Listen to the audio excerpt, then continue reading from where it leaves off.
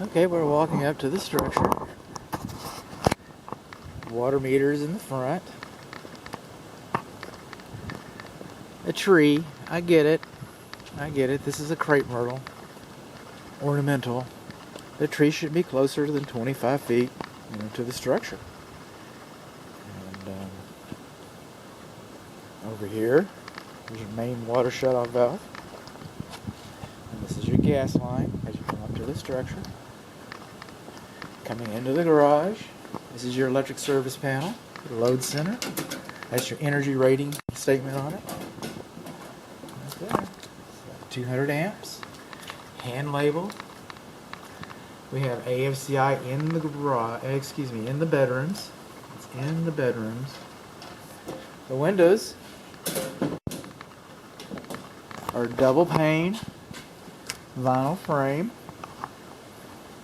And then the garage is on GFCI. The door between, mask up. Does that sound better now? I doubt it. The door between the garage and the living space is supposed to have a self-closing spring on it, so that it doesn't just stay open like that. Mr. Fire, can I come in and visit? Hi, Mr. Fire, come on in and visit. You're always welcome here. I always feel so warm in here.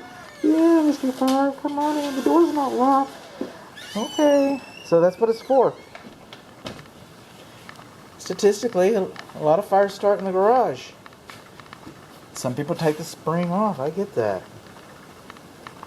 I'm going to come along here. This is the fire suppression system. This is beyond the scope of the inspection. It's not what I do. That being said, your little rubber caps aren't missing. And it's supposed to be serviced like every once a year, right? Something like that?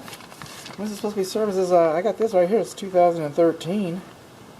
2013 it was tested. That's the only documentation I see in here. So I don't know what that means. You might want to ask the homeowners association about how often they test the fire suppression systems. It's just a thought. This is the garage overhead door opener. It is on a GFCI circuit. However, if it is on a GFCI circuit, you're supposed to have a little notice on there that says GFCI protected. See this one over here? It's on a GFCI circuit. See that little ugly sticker right there? See that little ugly sticker right there? That's what you're supposed to have, that little sticker right there. So that you know. This GFCI controls the door. That's a good thing. Got an emergency pull handle. That's a good thing. It's a wooden door. That's a good thing. They're expensive. They're quiet. Quiet as far as sound insulation.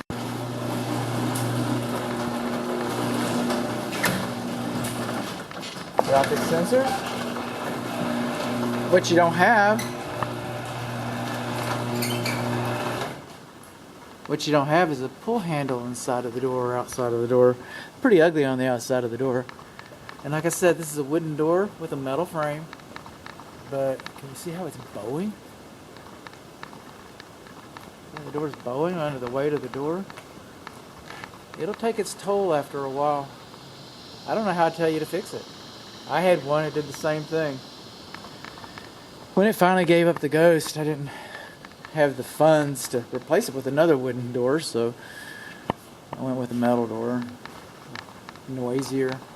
You have spring tension stickers on the bottom panels on both sides. You're supposed to. The optic sensors are not supposed to be further from the driveway or the garage floor than 6 inches, and they're not. That's a good thing. And you got the stickers. That's a good thing. But you should also have, oh, there you do. Is that? No, that's finishing instructions. There should be a notice in here, a cautionary notice. Usually it's got a picture, a graphic of a child being, smashed. And we do not have that graphic. Also over here, this is the manual door lock, and it's been decommissioned. See that screw? It's supposed to have been. That would have been a deficiency if it hadn't been there. That's a good thing. I'm actually calling out a good thing for a change. Then the door control button, it should not be any closer to the floor than 5 feet.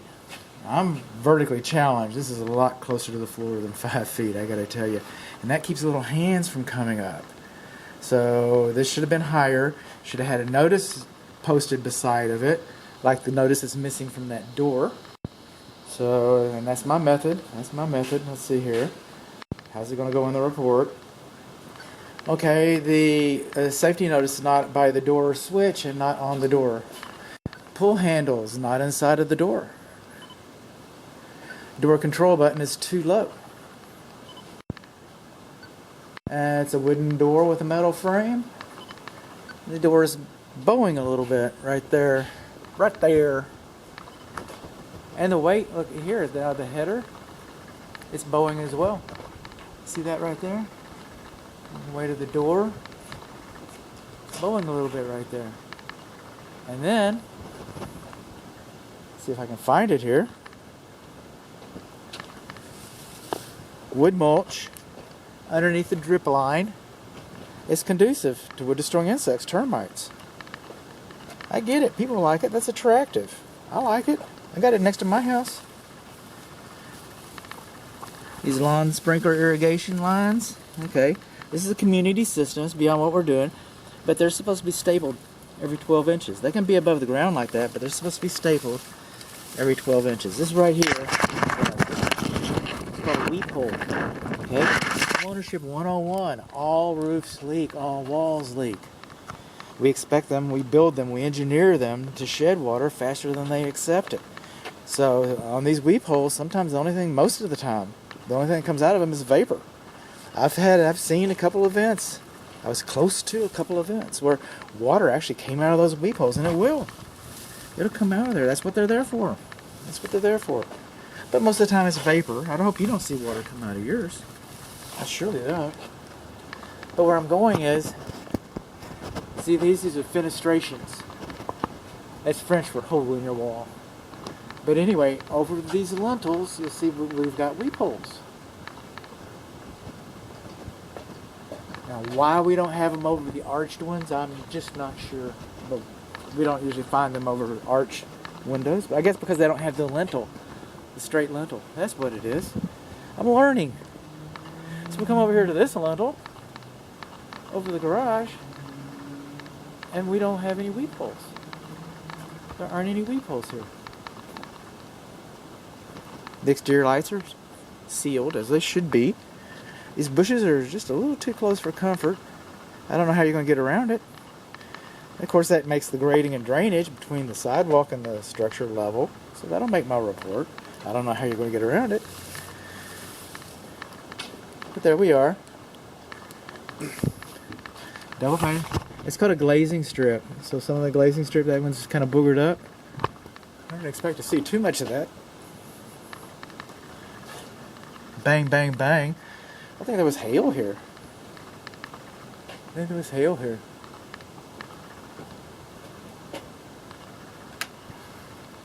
How's that look?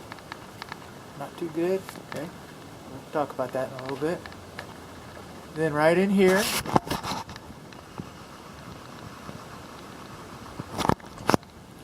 these are the shingles. This is the fascia. These are the shingles. This is the fascia. This is the edge flashing. This is drip edge flashing here. It's rake edge flashing here. But anytime flashing overlaps, like right there, it's supposed to overlap a minimum of 2 inches. Minimum of 2 inches. So this flashing over the front portico is not flashed properly. And this exterior light receptacle here. Okay, let's see how you do. Be GFCI protected. You are. I heard it go in the garage. But this portico doesn't, and we're facing east, so like from the northeast, any wind-driven rain, like if you got your Christmas lights plugged in, it's just going to stay open. So it's called an in-use cover, bubble cover if you will. You should have a bubble cover there, in-use cover there. It should, to protect it. So far we haven't seen any bonding for the gas. Still looking for that. Still looking for that. Coming in here, and this resets. This resets the whole action and your door opener. So if you, here's a lesson here. You trip the GFCI outside. It also trips the GFCI on the ceiling, and you might not be able to operate your overhead door. You won't be able to operate your overhead door. Staples within 10 inches, 12 inches, within 12 inches. We're not doing a WDI, at least I don't think we are. The house isn't very old, I'm just saying. But fences in direct contact with the house, that's conducive to wood destroy insects. That's by design. Everybody likes fences. Everybody likes them. Got a little bit of a crack right in here.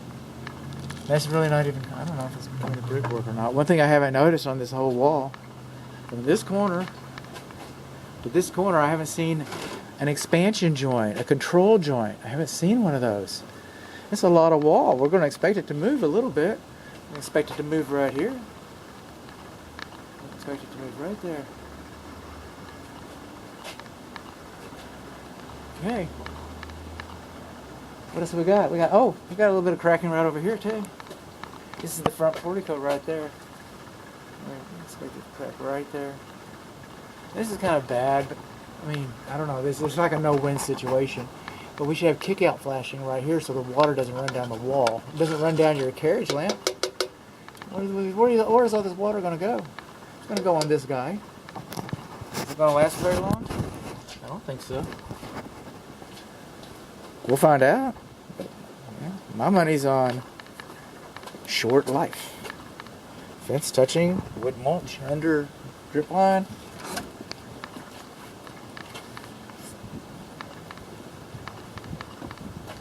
Coming on along, rain gutters should not discharge as close to the house. Where else are you going to go? It's by design. It's by design. Yeah, it'd be nice if it went away, but it's not. You'd have to redesign the drain system. Here's a good one. I don't know if you can see this or not. See the daylight between the rain gutter and the fascia up there? Can you see daylight between that? Well, daylight can fit through, so can water. Just saying. Daylight can fit through, so can water. See, this is called an in-use cover right here. So this, and I've already tested it. This is called an in-use cover. I didn't think my memory was going to fail me too bad, too often. These vents, some of these are bathroom vents. And they have little screens on there. I guess they got tired of the birds getting in. You're not supposed to have a screen on this one. And you don't. But every once in a while, turn your dryer on. That's how I knew that was the dryer vent. Turn your dryer on and look to make sure it's not covered with wind. I'll just show you. Every once in a while.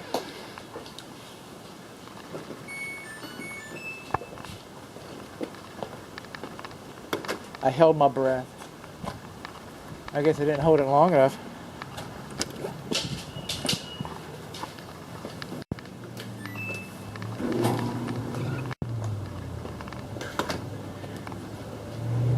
See? That's your clothes dryer, man. Doesn't have lint in it today. Not on this end of it. You still want to get it cleaned. Still want to get it cleaned before you move in. It should be cleaned every 6 months. We know that didn't happen.